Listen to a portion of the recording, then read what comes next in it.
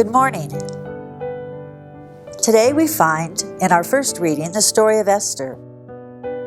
Esther was a beautiful woman and a Jew, and she became queen of the area.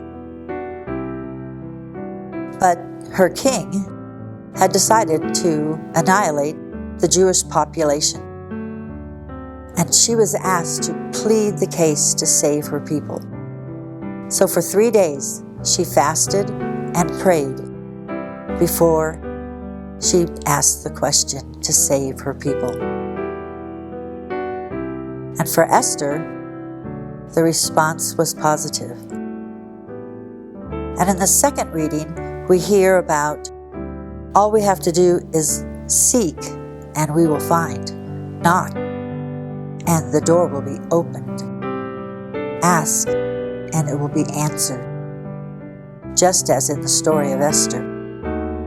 And we're asked the question to look around us and where might we find God's presence all around us. And I had to really think hard about this because I know it's easy to find God's presence in the mountains or at the ocean, where you can see all the rich, glorious nature, to experience the trees and the smells of those areas. But for me, I see God's presence sometimes in the midst of chaos. On Sunday dinners, where I invite my children and grandchildren to come, it could be loud, it could be fun, it could be crazy, but for me, I feel God's presence all around.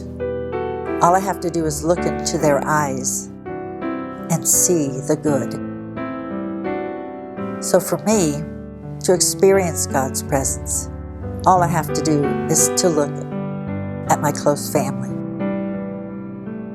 During the pandemic, I decided to invite just the grandchildren over for dinner. So I cooked their favorite dinner and set a fancy table and invited all of them, ages 7 to 19.